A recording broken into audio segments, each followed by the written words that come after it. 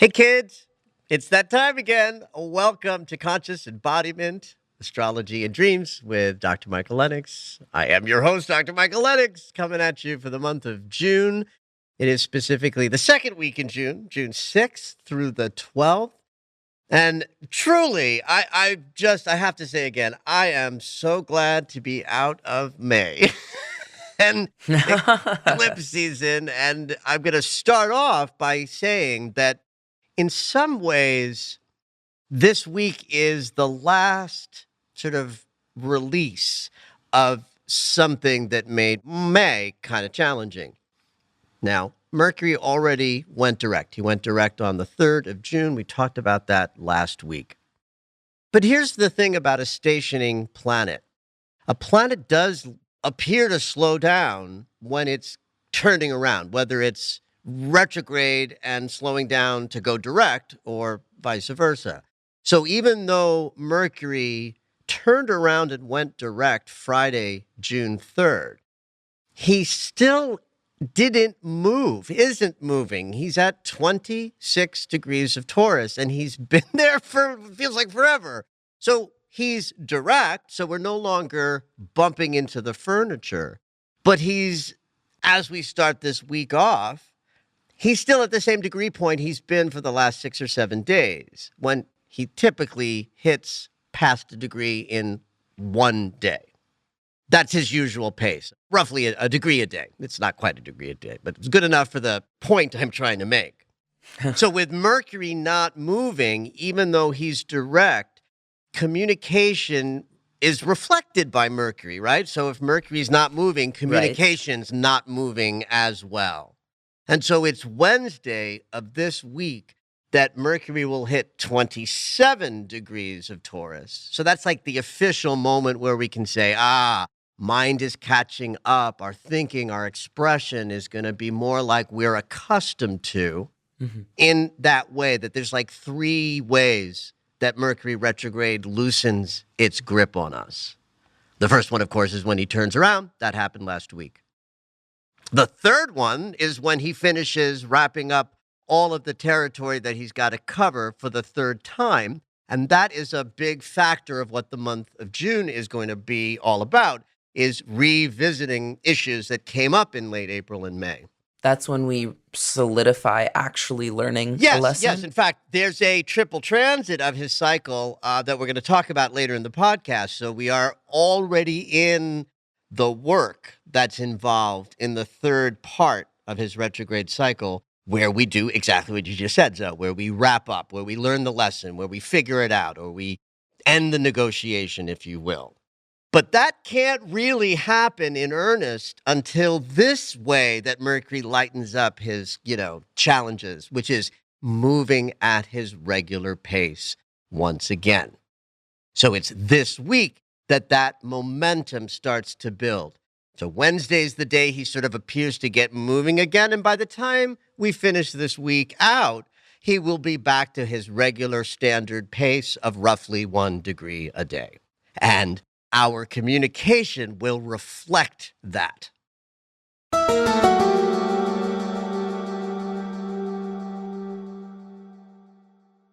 One of the nice things about it being a little bit lighter astrologically is I can, on the podcast here, go into a little bit more depth of some of the faster moving transits that impact us day to day. And in fact, we start this week off today with a beautiful sextile between the Sun and Chiron. This is a healing transit, but in the direction of awareness, right? Any transit that involves the Sun is about our conscious awareness. A 60-degree angle is the angle, it's the geometry of productivity, creativity, meaning if you pick up a tool or two these couple of days that are in the direction of your understanding of healing your own personal wounds, whatever that means for you at this time, we start this week out in a powerful sense of awareness of the wounds we're working through, which is going to be very beneficial to us this month. There is a healing opportunity that I'm going to talk about a little bit at the end of this podcast, and very much so next week when Chiron and Mars get together. The planet of action is going to have a direct meeting with the great healer next week. And so part of this month allows us to drop into some of these inner spaces and generate a deeper healing based on all we've learned in the first bumpy 5 months of 2022. That powerful meeting of the planet that governs our actions and choices with the part of us that understands the healing process is going to go a long way to help us take what we've uncovered and generate new ways of behaving in the world through healing wounded spaces. So when we start out a week that is going to lead up to that in about 10 days with the sun, our conscious awareness, working well with the part of us that understands how healing operates, then we're even more deeply set up for success as the month progresses. So if you're listening to this podcast on the day it comes out, or even, Tuesday of this week, think about what you're aware of as this week starts out in terms of your own inner process. Because we got some more healing work to do as the month progresses. And we start this week off in some awareness of stuff and conflicts that might still need our attention. In fact, tomorrow's first quarter moon is a crisis moment between our conscious awareness and our unconscious impulses. That's the sun and the moon. And when they square each other 1 week after the new moon, the intentions that we set at the new moon will come up as either ready to thrive or fail. It's like a crisis of identity in the first quarter moon. And how do you know what's going on? Like, you meditate and you're like, oh, feels like it's not. Or is it like you didn't get the job or something like that? How do you know which way it's leaning? I love that question because certainly circumstantially, the first quarter moon is more likely to deliver the bad news consciousness, like, I didn't get the job and I wanted it. It failed to thrive. But I love that you're bringing into our conversation, Zoe, that the moon's reflection in astrology is about our unconscious. Yeah. And so, to your point of turning within and going into the inner unconscious landscape, when the moon and the sun are at odds like this, it's an uncomfortable energy that will yield some awareness if you do exactly what you said. Lean into your inner landscape to sort of have a felt sense through unconscious material bubbling up and speaking to you. These first 2 days of this week are both healing and a little confronting. And whatever you sort of figure out in your conscious awareness, son, about healing stuff that needs your attention, Chiron, and any conflicts that might be rising up in these few days to sort of help you feel those breakdowns in your unconscious material is like a setup for next week's healing energy. Okay. So it's really about becoming aware of what still needs your attention. Now that we're sort of out of the psychic surgery of the last 5 months, we're in the aftercare and the rehab of that, with an emphasis on next week being a healing energetic, but this week being a kind of an awareness moment.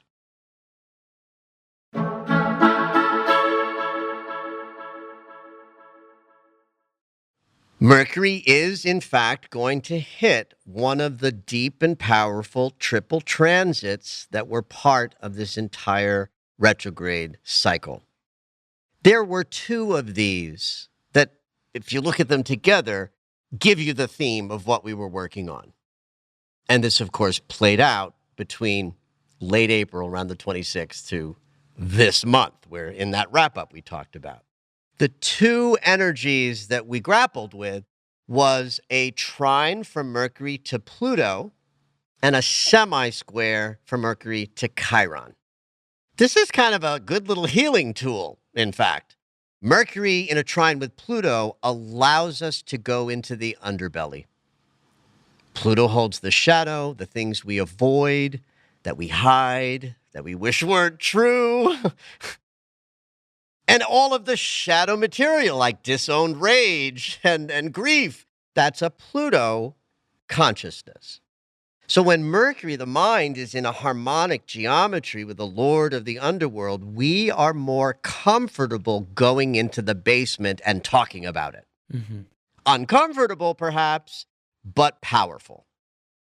When you throw into the mix that there's this mild conflict energy, a semi-square, which is really just a conflict of a square, but half that, meaning not a breakdown or an obstacle that you're going to trip over, but a mild sort of agitation from mind to wounded spaces.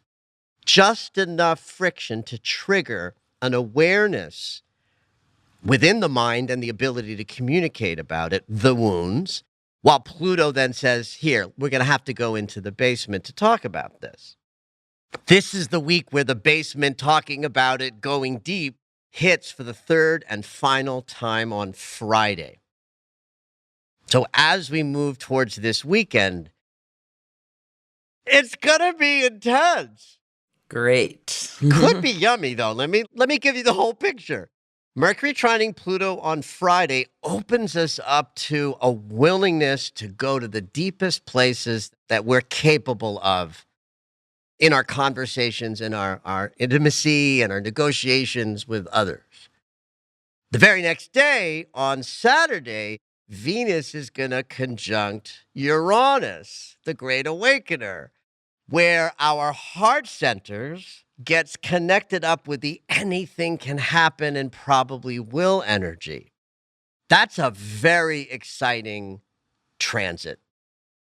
So if you put them together as a kind of a 2-day energy, Friday and Saturday, we have a weekend that promises surprises, unexpected depths and intensities, could bring lovely, yummy intimacy, relationship experiences out of nowhere. But it could also tell a story of coming to a conclusion around something that's both intimate to your hearts, but also to your minds, that played out by virtue of Mercury's retrograde.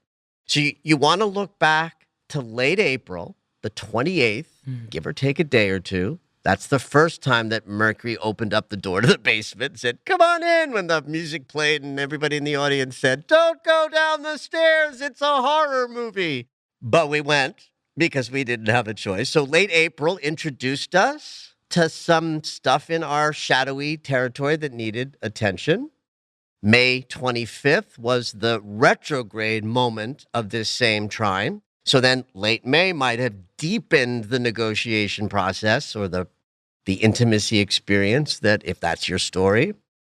And there's a wrapping up this Friday.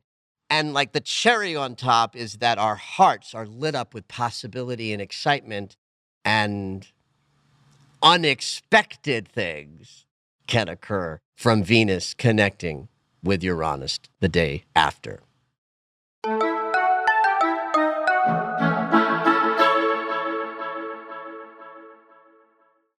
One of the reasons why this weekend can be so important for any of you who are, in fact, in a narrative that relates to love and intimacy and connection is because Venus is so activated this year, really, and next year too, by virtue of the retrograde she did earlier this year and the prolonged conjunction to Pluto that took place that made from January, February, and March so powerful for investigations of intimate experiences and how we give and receive love. So what this means from an astrological perspective is that every Venus transit that we experience for the rest of this year and next year will have with her the wisdom gained from her congress with Pluto earlier in the year. That means the conjunction from Venus to Uranus, which is going to bring sudden and unexpected up-leveling of how you give and receive love, goes even deeper because Venus has so much transformative power as she's moving and going this year. Mm-hmm. We have learned more about how to give and receive love, and this weekend, some of you are going to have a surprise of expression and possibility because you've done the work.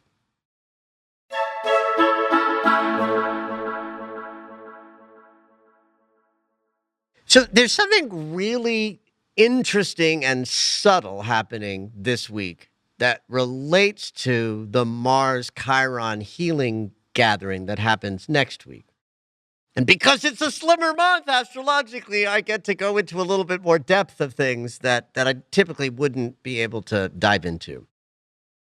So Mars and Chiron come together by conjunction next week, but they are very, very close to each other already, right? So they're within a couple of degrees from each other, and their gathering together happens like Tuesday of next week. So next week's podcast, I will talk in much greater depth about the opportunity that's available when the planet of action and the healer get together, because shit's gonna happen, especially because they're getting together in the sign of Aries, which is Mars's ruling sign and a sign that implies things start or begin or arise.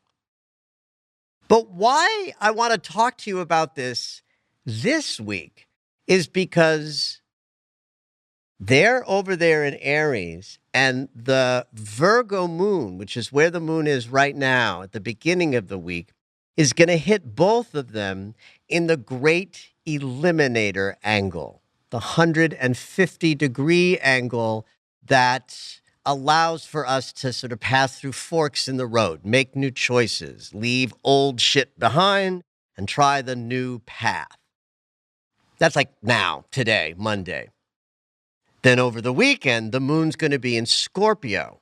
So the moon's going to have moved 60 degrees from the beginning of this week to the end of this week, putting the moon in the geometrical place to do the same angle, the eliminator angle, but from the other side. So two inconjuncts pointing to the same place is a pattern known as a finger of God or a finger of fate. Oh, my favorite term. That's just such a solid term. It's such a solid term. And it's a yod, Y-O-D, or a finger of God or finger of fate. The yod is a navigating mechanism. The easiest way to understand this is to imagine that a sailing ship doesn't get from point A to point B going straight. It has to zig and zag and catch the wind. So you got to raise your sails. But when you do, the winds of fate come blowing into your sails and pushing you forward. So the finger of God, finger of fate in astrology is the same principle.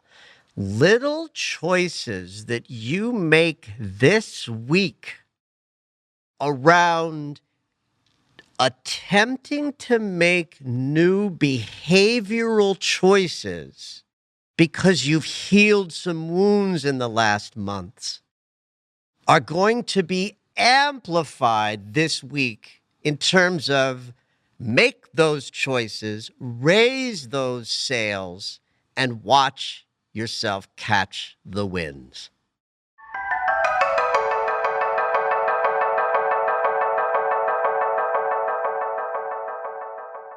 What I think this points to for this week is a tiny, subtle ability, back to your point about leading into your still quiet voice, right? That's like Mhm. saying, knocking on the door of your unconscious. That's what we do when we meditate or get still or ask ourselves, what's below this? Mhm. There's something I teach. When you're triggered, you might ask yourself, what's below this? And that's an invitation for the unconscious to reveal something that's at the moment hidden, but more valuable to know.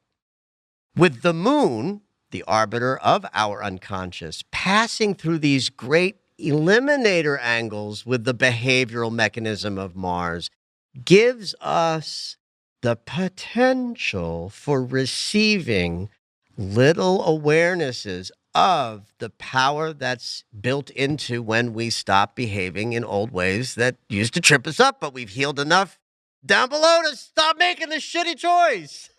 It's a good week for that. It's a good week for noticing that you've made new choices based on healing experiences of the past. Great.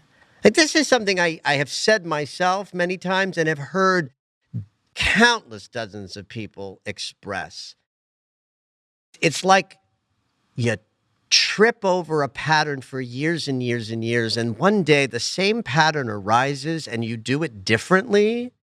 And you might stop and say, like I have in the moments like that, who is this making this choice? I don't know who this is making this healed, better decision. But this week and next week is like a gift for being aware of the choices that are ready to be made in a new way. That's the emphasis Mm. of this week, is that sort of unconscious awareness of such things and the ability to make little choices that are new. Feel the impact of doing behaviors that serve you instead of unconsciously reflect your wounds. And then we move into next week with an opportunity to have a major shift in how we behave and choose when Mars and Chiron come together next Tuesday. So I think overall it's a good week in that binary of good, bad, which, I sort of hate answering that question. Well, is it going to be good or is it going to be bad? It's like after I slap you in the face and explain that there's no such thing as good or bad, certainly as weeks go, this one is gentler than ones we've had in the past. And there's a couple of little gifts along the way, a kind of fun weekend, I think, for interpersonal relating and healing upon us. Have at it.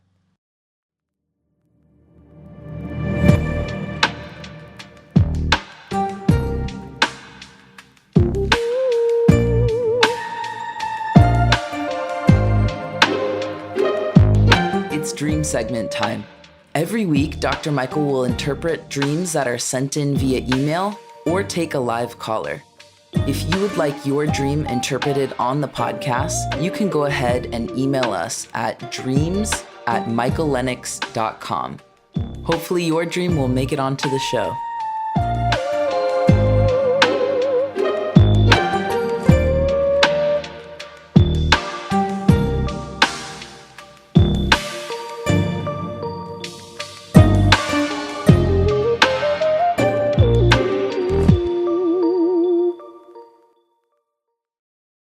This week we have an email-in dreamer named Nina, and she says, Friday night I had a crazy powerful dream where I had my emotional intelligence turned way up.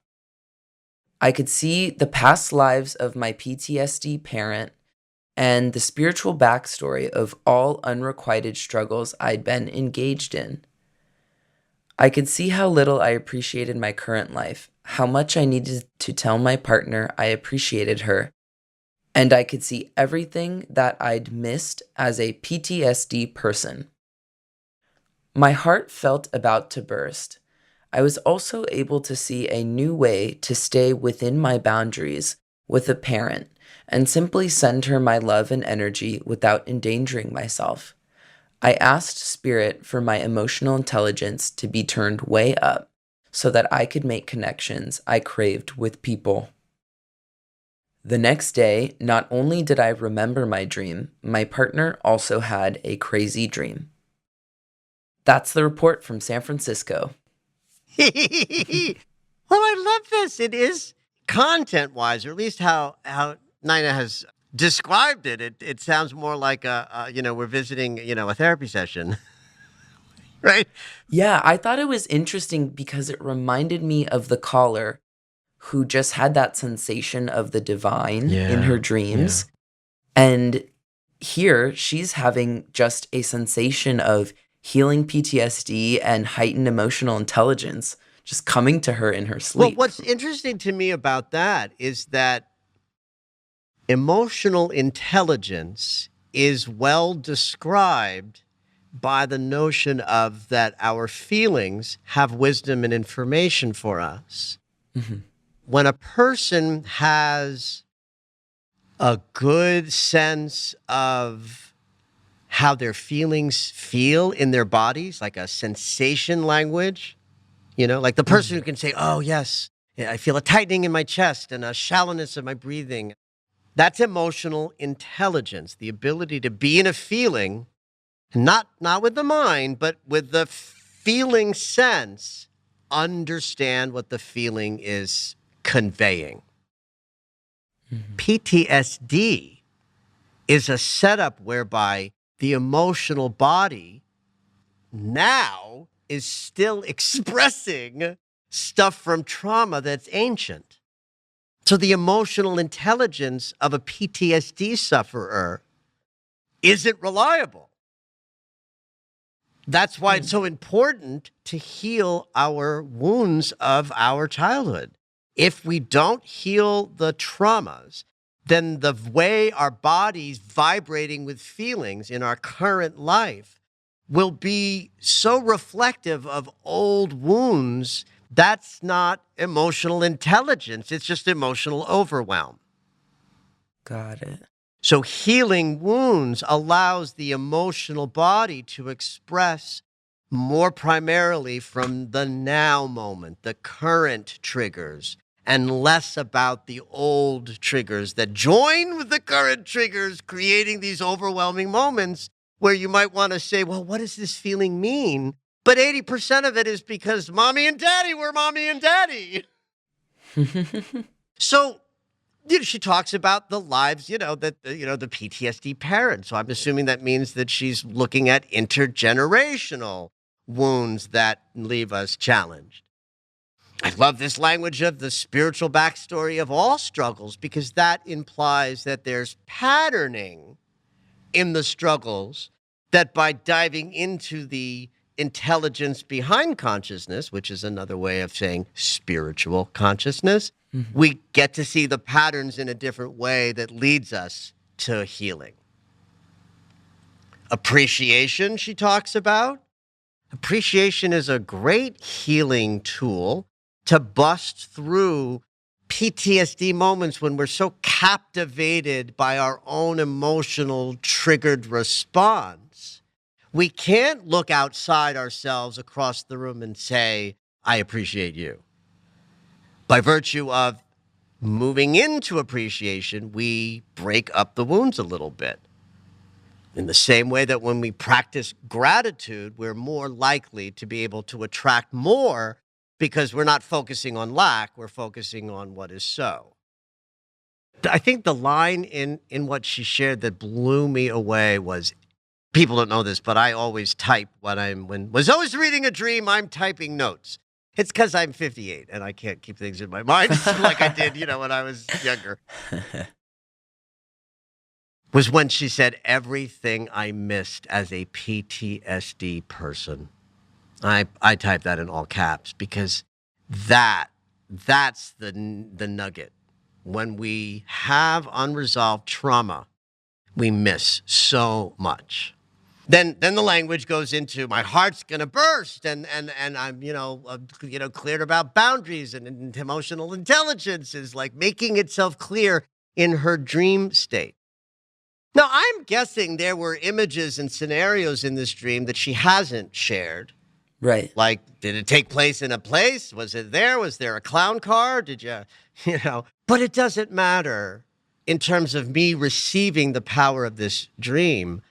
that what she has shared with us is the profound undercurrent of what her unconscious wants her to know at this time, which is, I think, probably that the healing that has already occurred is enough at this point to create new ways of being in the world. And how do we know that?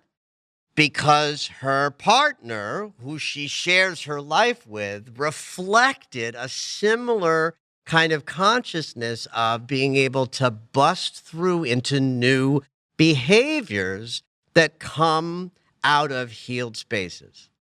That when we heal some of those inner traumas, we get to make decisions and engage in behaviors that come from a healed place. So given the astrology that we just talked about and what's coming next week, I think this was like a perfect dream to put to the podcast this week, because it does reflect what's possible for all of us during these 2 weeks, which is to recognize the healings that have already taken place, lean into appreciation, but also boundaries. Forgiveness is all over this dream, so that an inner healing can lead to outer world shifts and changes. Thank you for listening to Conscious Embodiment, Astrology and Dreams with Dr. Michael Lennox.